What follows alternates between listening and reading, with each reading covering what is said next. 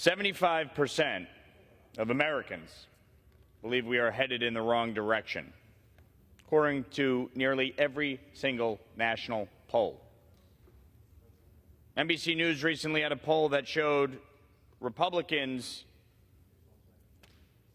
outperformed Democrats by 21 points on the question of who is better equipped to handle the economy.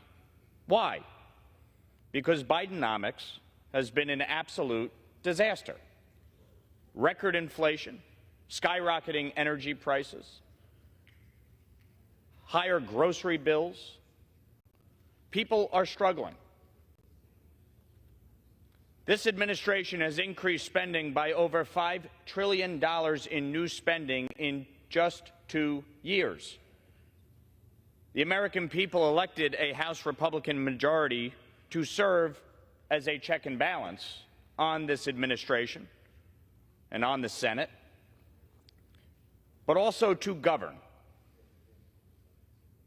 There are real challenges in this country, starting with our economy, our reckless, out-of-control spending, the cost of living, our long-term debt crossing $33 trillion,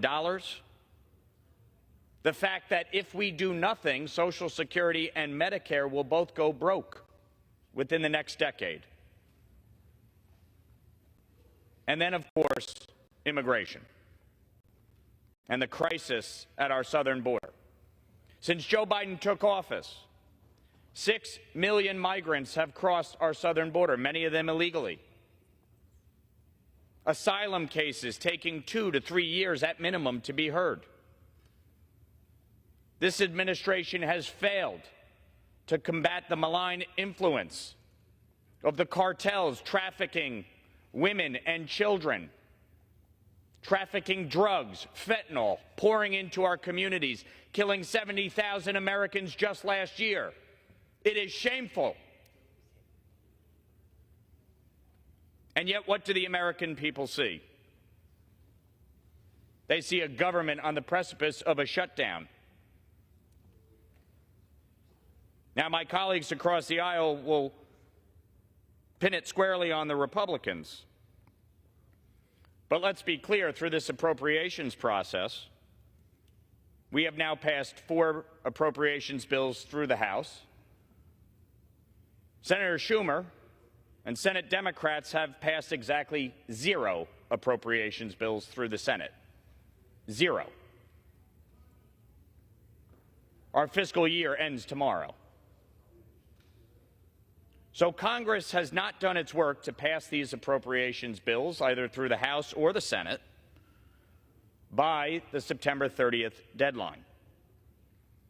And I agree with my colleagues in the House Republican majority that we need to pass single-subject appropriations bills.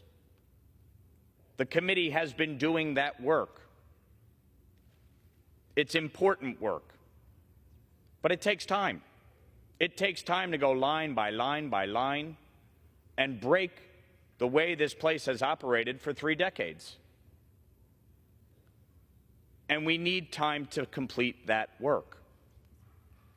Shutting down the government will serve no purpose whatsoever.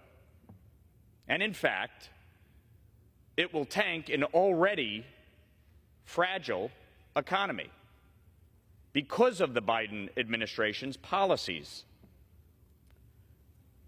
Our veterans, our seniors, our active duty military, all of the employees within the federal government hurt by a shutdown.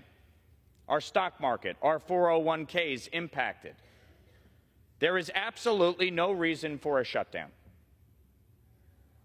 And it is imperative that we in the House lead, that we govern, that we pass a continuing resolution to keep the government funded short-term while we finish our work.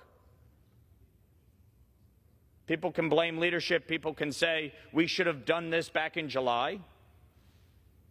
I would remind some of those very people that they refused to move rules. They refused to move some of these bills. because they wanted more cuts. And that's fine. That's democracy. Unlike the prior speaker, this speaker has allowed 30 seconds to my good friend. Unlike the previous speaker, this speaker has allowed for this place to actually function as a democracy.